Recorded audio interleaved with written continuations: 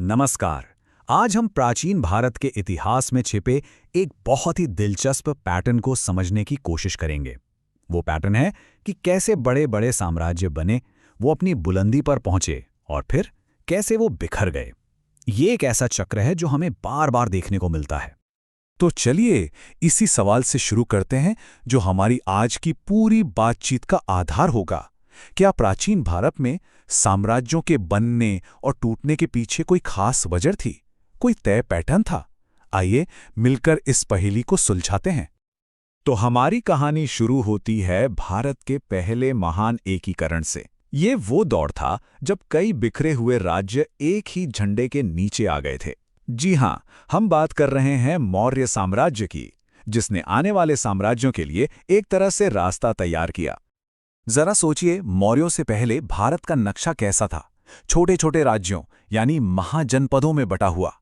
लेकिन फिर मौर्य आए और उन्होंने मगध की ताकत का इस्तेमाल करके इन सभी टुकड़ों को एक साथ जोड़ दिया और एक ऐसा विशाल साम्राज्य बनाया जो पहले कभी किसी ने देखा तक नहीं था। अब देखिए, ये साम्राज्य सिर्फ ताकत के दम पर नहीं बना था। इसके पीछे एक बहुत ही गहरी राजनीतिक सोच थी, कौटिल्य का सप्तांग सिद्धांत। इसमें राज्य की तुलना एक इंसान के शरीर से की गई है, जिसके 7 जरूरी अंग हैं। राजा सिर है तो मंत्री आंखें और खजाना मुंह। मतलब ये कि राज्य का हर हिस्सा ठीक से काम करे, इसका पूरा इंतजाम था। हर बड़े साम्राज्य की कहानी में एक मोड़ आता है। मौर्यों के लिए वो मोड़ था कलिंग का युद्ध। उस युद्ध में हुए खून खराबे ने सम्राट अशोक को अंदर तक बदल दिया और उन्होंने युद्ध की नीति यानी भेरी घोष को हमेशा के लिए छोड़कर शांति और धर्म की नीति यानी धम्म घोष को अपना लिया। तो ये धम्म आखिर था क्या? ये कोई नया धर्म नहीं था, बल्कि ये तो एक नैतिक कोड था, जीने का एक सही तरीका। अहिंसा, सहनशीलता, बड़ों का सम्मान और लोगों की भलाई। ये अशोक का तरीका था इतने बड़े और विविध साम्राज्य पर बिना जोर जबरदस्ती के प्यार और सम्मान से राज करने का। लेकिन जैसा कि हम जानते हैं, कोई भी साम्राज्य हमेशा नहीं रहता। ताकतवर मौर्यों के जाने के बाद वो जो एक केंद्रीय कंट्रोल था, वो टूट गया और यहीं से शुरू हुआ उथल-पुथल का एक नया दौर। तो जैसे ही मौर्य साम्राज्य कमजोर पड़ा, देश में एक पावर वैक्यूम यानी एक शक्ति का खालीपन सा आ गया। अब जब कोई एक बड़ी ताकत नहीं थी, तो बाहरी हमलावरों और छोटे-छोटे राजाओं को सिर उठाने का मौका मिल गया। ये टाइमलाइन उस दौर की उथल-पुथल को दिखाती है। शुंग, हिंद यवन, शक, कुषाण, सातवाहन, एक के बाद एक कई ताकतें आईं जिन्होंने मौर्यों के जाने से पैदा हुए खालीपन को भरने की कोशिश की। भारत एक बार फिर कई छोटे-छोटे राज्यों में बंट चुका था। लेकिन इतिहास का वो चक्र एक बार फिर घुमा। इस बिखराव के बाद आया दूसरा महान एकीकरण। ये था गुप्त साम्राज्य का दौर, जिसे हम अक्सर भारत का स्वर्ण युग या गोल्डन एज भी कहते हैं। अब यहाँ एक बहुत जरूरी बात है। गुप्तों ने साम्राज्य बनाने के लिए मौर्यों से बिल्कुल अलग रास्ता चुना। जहां मौर्य हर चीज पर सीधा कंट्रोल रखते थे, एक बड़ी सेना के दम पर, वहीं गुप्तों का तरीका ज्यादा लचीला था।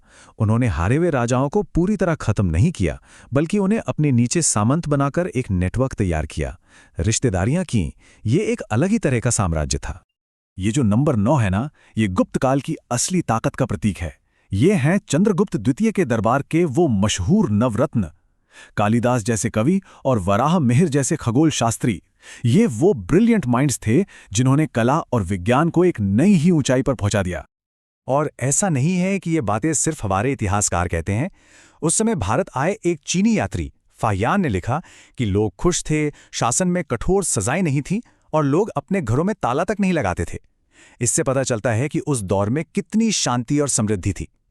पर फिर से वही चक्र घूमने लगा। अब हम उस वजह पर आते हैं जिसने गुप्त साम्राज्य के पतन और फिर से होने वाले बिखराव की नींव रखी, और वो वजह थी सामंतवाद का उदय। तो ये सामंतवाद क्या था?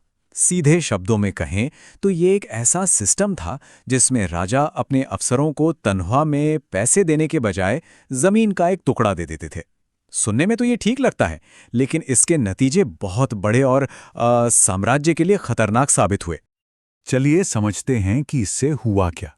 पहला स्टेप, राजा ने जमीन दी। दूसरा स्टेप, जिन लोगों को जमीन मिली वो अपनी अपनी जमीन पर टैक्स वसूलने लगे, खुद के नियम चलाने लगे। तीसरा स्टेप, उन्होंने अपनी निजी सेनाएं भी बना लीं। और इसका नतीजा, धीरे धीरे राजा की अपनी ताकत, उसका पैसा और उसकी सेना सब कुछ कमजोर पड़ता गया।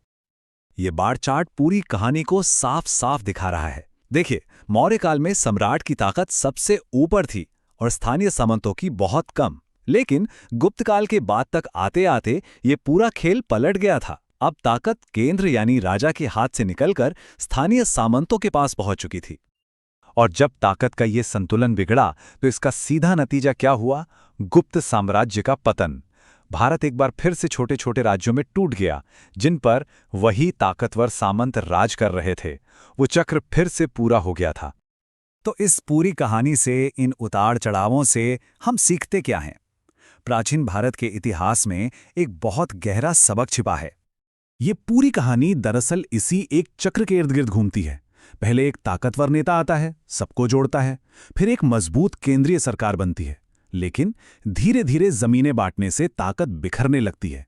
स्थानीय सामंत ताकतवर होकर अलग हो जाते हैं और साम्राज्य टूट जाता है, बस अगले एकीकरण करने वाले के इंतजार में।